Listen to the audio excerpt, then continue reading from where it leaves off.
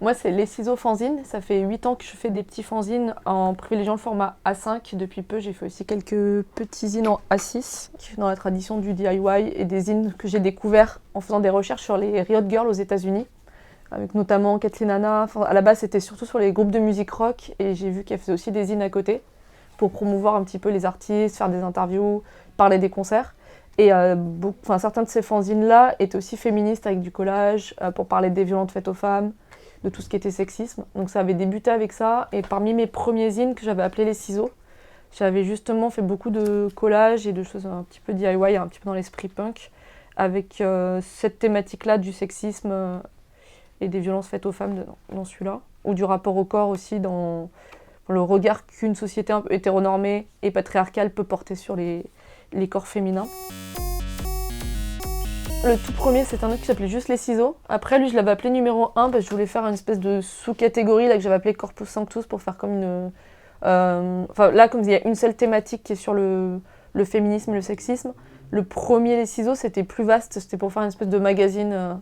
Bon, j'avais pas défini la périodicité, j'en ai sorti que 2 avec ce titre-là, avec dedans des articles de cinéma, des articles de la poésie aussi, il y avait un petit peu des choses humoristiques, du collage. Enfin, c'était très très varié, assez hétéroclite comme magazine. Et après, finalement, je m'étais dit, je vais faire des hors-séries. Et puis, les hors-séries sont... Enfin, il y a eu celui-ci qui était consacré uniquement aux musiques électroniques, sous un prisme féministe aussi, mais pas que. Et donc là, je me suis dit, je vais m'éloigner du nom Les Ciseaux.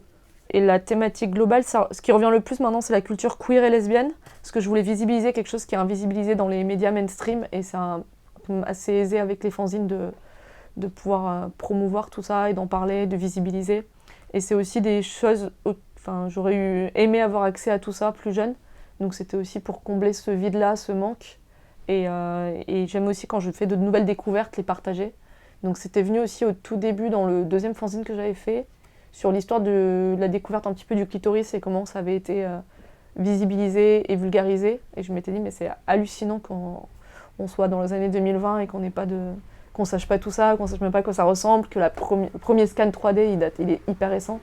Donc je me suis amusée à faire toute une frise de toute l'histoire, depuis l'Antiquité à aujourd'hui, et je me suis dit c'est important que d'autres personnes puissent avoir accès à ces informations-là. Donc c'était aussi une des idées, un des buts de ces fanzines.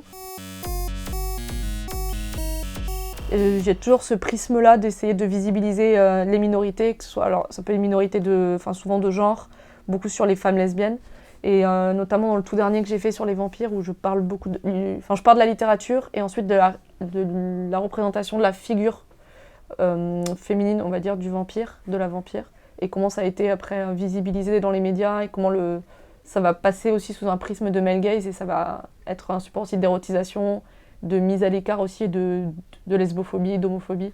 Donc ça, c'était assez intéressant de travailler là-dessus et après de montrer comment aujourd'hui des autrices et des artistes vont se réapproprier cette figure-là pour en faire quelque chose de plus positif, quelque chose aussi de plus puissant et de retourner aussi cette vision-là. J'aime beaucoup avec le fanzine, c'est la liberté que ça laisse pour la couverture, pour les sujets abordés, et notamment sur les techniques qu'on peut utiliser. Au début, je faisais beaucoup avec l'ordinateur et du collage. Parfois, je rajoutais un petit peu de texte écrit à la main. Il y a une série que j'ai faite, ça fait 5 ans que je fais ça, c'est le cahier de vacances. Les 3 premiers, c'était intégralement à l'ordinateur, que ce soit les images et le texte. Et pour le tout dernier, j'ai voulu tout faire à la main. Alors, c'était beaucoup plus long, mais je suis contente du résultat et tout est fait entièrement manuscrits, les dessins et les textes. Ça demande beaucoup plus de temps. Et c'est des choses que je retouche pas du tout. Je fais directement sur du papier format A5. Je découpe, je colle, je redécoupe si c'est mal fait ou s'il y a une rature pour que ce soit plutôt propre. Et donc après, je colle tous les petits bouts de papier sur des feuilles A4 recto verso et je passe tout à l'imprimante. Et ça donne un petit fanzine comme ça. Le principe du cahier de vacances, je fais depuis 5 ans, c'était vraiment de visibiliser la culture lesbienne. Et après, j'ai élargi à la culture queer. En fait, c'est sous un biais ludique, mais dedans, il y a des interviews, des jeux, mais à chaque fois, les jeux, c'est pour amener vers des artistes peut-être plus ou moins connus, des artistes actuels ou anciens. Ça peut être des choses que j'ai entendues à la radio ou que j'ai lues dans des bouquins et partager en fait tout ça. Et donc ça fait 5 ans et à chaque fois, je mets les mêmes thématiques d'articles, enfin les mêmes articles et les mêmes catégories ou classifications, et à l'intérieur, je varie un petit peu les sujets abordés. Ça peut être une expo que j'ai vue, un film. Donc en fait, c'est sous couvert un peu d'être un petit peu ludique et attrayant, mais l'idée derrière, c'est de partager un petit peu toute cette culture. Et dans un petit peu le même principe, j'en ai fait 2 pour l'instant, lors de voyage, là c'était à Amsterdam, et l'été dernier c'était à Lesbos.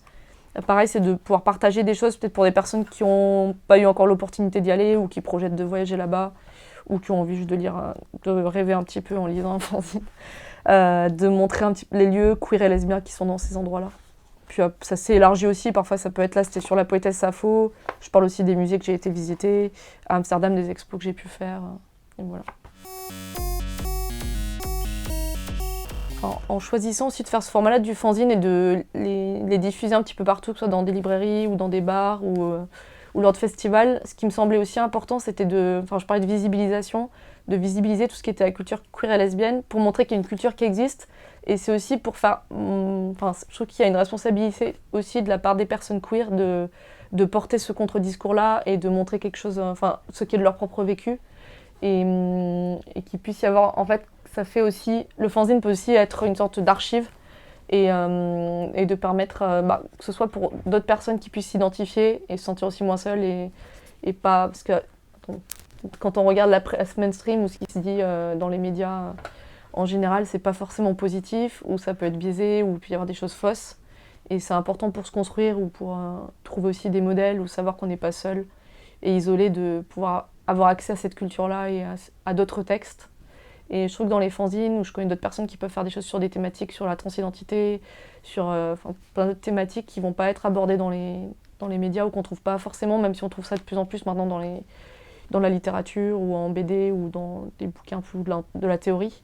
Mais c'est assez récent et le fanzine, c'est aussi un média plus populaire ou plus démocratique aussi, où on peut le trouver moins cher ou voire gratuit et qui permet de diffuser à un plus grand nombre aussi. Enfin, sur un plus grand nombre et en même temps, ça reste quelque chose d'un petit peu de niche aussi. Et aujourd'hui, donc c'est le vernissage de mon exposition au Fanzinarium. J'ai choisi de mettre en avant les couvertures de la plupart de pratiquement tous les fanzines que j'ai mis en vitrine. Voilà, donc c'était pour visibiliser un petit peu mon travail et montrer la variété des fanzines que j'ai fait depuis 8 ans.